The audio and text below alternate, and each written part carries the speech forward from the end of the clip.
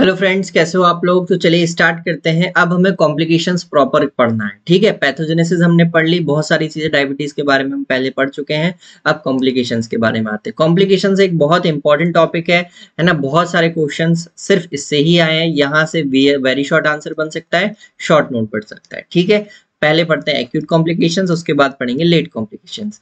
तो जो डायबिटीज है वो दो तरीके से मैंने बता दिया, एक्यूट कॉम्प्लिकेशन होता है और लेट हो सकते हैं। डायबिटिक कीटोएसिडोसिस पहला होगा, hyper osmolar non ketotic coma होगा, टाइप 2 डायबिटीज में हमें मिलेगा।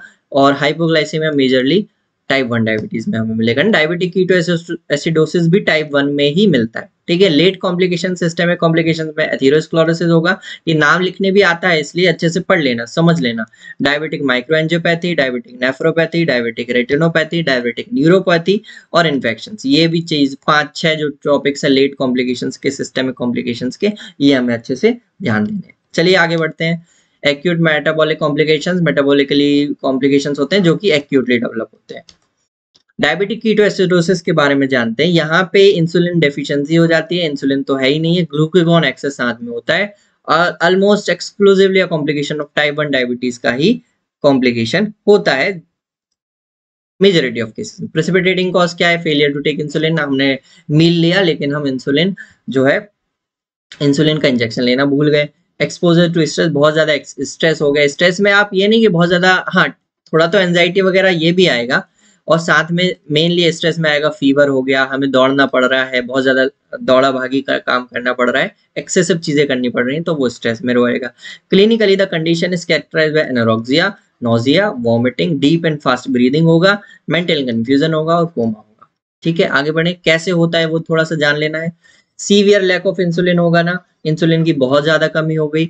Lipolysis in the adipose tissue, insulin जो है वो लाइपोलाइसिस को प्रिवेंट करता है, लेकिन अगर इंसुलिन नहीं होगा तो लाइपोलाइसिस एडिपोज टिश्यू में बढ़ जाएगी, जिसके कारण फ्री फैटी एसिड्स हमारे प्लाज्मा के अंदर बढ़ेंगे। फ्री एसिड जब ज्यादा होंगे तो लिवर उनको लेगा और वो कोशिश करेगा ग्लूकोनियोजेनेसिस से लिवर जो फैटी एसिड्स है उससे हम ग्लूकोज को बना लें। तो इस प्रोसेस में, ये जो प्रोसेस होती है फैटी एसिड्स से जब आप ग्लूकोज की कॉम्बिनेशन, ये जो सीक्वेंस होता है इसमें, वो उसका फैटी एसिड ऑक्सीडेशन होता है और इसमें acetyl coenzyme A to ketone bodies बनती हैं, ठीक है। एसिटिल कोएंजाइम ए जो है कन्वर्ट होता है कीटोन बॉडीज में। कीटोन बॉडीज में हमारे पास एसिटोएसिटिक एसिड आ सकता है ना, बीटा हाइड्रोक्सी ब्यूटारिक एसिड आ सकता है। हमने पढ़ा था पहले भी, कीटोन बॉडीज बनती हैं।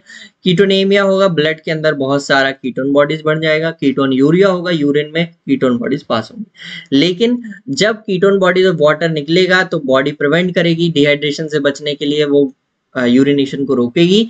तो urinary excretion of ketone bodies is prevented due to dehydration के कारण वो चीज रुक जाएगी, और कीटोन बॉडीज का कंसंट्रेशन ब्लड के अंदर ज्यादा होगा, जिसके कारण सिस्टेमिक मेटाबॉलिक कीटोएसिडोसिस होगा। कीटोन बॉडीज जो रहती है वो एसिड का काम करती हैं, तो मेटाबॉलिक एसिडोसिस होने लगेगा, ठीक है। ये पूरा मैकेनिज्म होता है डायबिटिक कीटोएसिडोसिस का। सिम्टम्स भी हमने पढ़ लिए हैं। सिम्टम्स क्या क्या रहेंगे? एनोरेक्सिया होगा, नोजिया होगा, वॉमिटिंग होगा। बस हमें इतना ही जानना है कि ये चीजें होंगी। क्या क्या प्रेसिपिटेटिंग कॉजेज होते हैं उनके बारे में हमें थोड़ा जानना है। क्लिनिकली कैसे प्रेजेंट होता है ये हमें जान लेना है, और उसका मैकेनिज्म क्या है ये हमें थोड़ा सा जान लेना है। ट्रीटमेंट के बारे में फाइनल ईयर में पूछा जाएगा, अभी इसकी कोई जरूरत नहीं है। दूसरा जो कॉम्प्लिकेशन होता है वो hyper osmolar hyperglycaemic non ketotic coma होता है, एचएसएस बोलते हैं, और ये टाइप 2 डायबिटीज में ज्यादा होता है। कई बार डायबिटिक कीटोएसिडोसिस और एचएसएस जो होता है उसके बीच में डिफरेंसेस भी हमें पूछे जाते हैं, तो वो भी हम यहीं से देख लेंगे। कॉज्ड बाय सीवियर डिहाइड्रेशन, यहाँ पे डिहाइड्रेशन एक कॉज है, resulting from sustained hyperglycaemic diuresis. जो ऑस्मोटिक डायूरेसिस होता है, ऑस्मोटिक डायूरेसिस क्या होता है? ऑस्मोटिक डायूरेसिस में जब ग्लूकोज जो रहता है वो एक वाटर के साथ अपने आप को लेकर के जाता है। जब वाटर, जहां भी ग्लूकोज आएगा वो वाटर को लेकर के जाएगा। जब ग्लूकोज बॉडी के अंदर, ब्लड के अंदर बढ़ेगा और वो यूरिन के थ्रू बाहर निकलेगा, बॉडी जब कंसंट्रेशन बढ़ेगा रीनल थ्रेशोल्ड से जाएगा। रीनल थ्रेशोल्ड जो होता है ना वो 180 होता है, 180 मिलीग्राम पर डेसीलीटर। अगर ग्लूकोज का कंसंट्रेशन ब्लड के अंदर होता है तो वो किडनी से आउट होने लगेगा, ग्लाइकोज यूरिया होने लगेगा। तो जब इस लेवल पे ग्लूकोज होगा ना, तब वो यूरिन से इसको बाहर निकालेगा। ग्लूकोज बाहर जब निकालेगा तो वो वाटर को भी काफी सारा बहुत निकल के जाएगा अपने साथ। वाटर को लेके जाएगा तो हमें डिहाइड्रेशन होगा, उसी को हम ऑस्मोटिक डायूरेसिस बोलते हैं, ठीक है। प्रोमिनेंट सेंट्रल नर्वस सिस्टम्स मिलेंगे क्योंकि सीधे सीधे जब डिहाइड्रेशन होगा तो ब्रेन पर हमें अफेक्ट पड़ेगा। प्रोमिनेंट सेंट्रल नर्वस साइंस हमें प्रेजेंट है ना मिलेंगे। Blood sugar is extremely high and plasma osmolarity is high. Plasma की जो ऑस्मोलैरिटी होगी, डिहाइड्रेशन हो गया है, अब डिहाइड्रेशन बन गया है तो ब्लड शुगर काफी ज्यादा, वहां पे कंसेंट्रेशन ब्लड शुगर का बढ़ जाएगा और प्लाज्मा ऑस्मोलैरिटी बहुत हो जाएगा। हाई ऑस्मोलैरिटी का मतलब एक तरीके से गाढ़ापन है, प्लाज्मा का जो है गाढ़ापन जो है वो बढ़ जाएगा। ठीक है, अब आगे की स्टेप भी सेम है। जब विस्कोसिटी बढ़ेगी ब्लड की तो वहां पे थ्रोम्बोटिक इवेंट्स होने लगेंगे। ठीक है, लेकिन यहाँ पे कुछ और भी लिखा हुआ है, साथ में पढ़ोगे तो थ्रोम्बोटिक एंड ब्लीडिंग कॉम्प्लिकेशंस होंगे। क्या हो गया, जब विस्कोसिटी बढ़ी थी, ये तो समझ में आ रहा है। जब विस्कोसिटी बढ़ेगी, विस्कोसिटी जब बढ़ेगी तो ब्लड का जो है वो स्टेसिस होगा, अच्छे से फ्लो नहीं हो पाएगा, टर्बुलेंस होगा और स्टेसिस होगा। स्टेसिस होगा तो हमें पता है कि वो थ्रोम्बस बनेगा। ठीक है, यहाँ पे थ्रोम्बस बना और धीरे धीरे यहाँ ये चीज गड़बड़ होने लगी। तो ब्लीडिंग कॉम्प्लिकेशंस क्यों है, तो भाई जब यहाँ पे थ्रोम्बस बनेगा तो प्लेटलेट जो होंगी, प्लेटलेट जो होंगी वो यहाँ पे अटैच होंगी, सारी प्लेटलेट्स करके इधर आ जाएंगी। अरे भाई थ्रोम्बस बन रहा है, यहाँ पे ब्लीडिंग का जो है हमें बच जमाना है, उसको जम रहा है, धीरे धीरे सारी चीजें इधर आ जाएंगी। तो जो और ऑर्गन है वहां पे प्लेटलेट्स की कमी हो जाएगी और वहां पे ब्लीडिंग होने लगेगी। ये दिक्कत हो रही है। डीआईसी में भी यही होता है, कोगुलेशन होता है, कोगुलेशन के होने के कारण दूसरी जगह पर जो है ब्लीडिंग होने लगती है। ठीक है, are frequent due to high viscosity of blood, mortality बहुत ज्यादा होती है। इतना ही हमें जानना है इसके बारे में। हाइपोग्लाइसेमिया के क्या कहता है, हाइपोग्लाइसेमिया का मतलब होता है ब्लड ग्लूकोज जो है वो कम हो गया।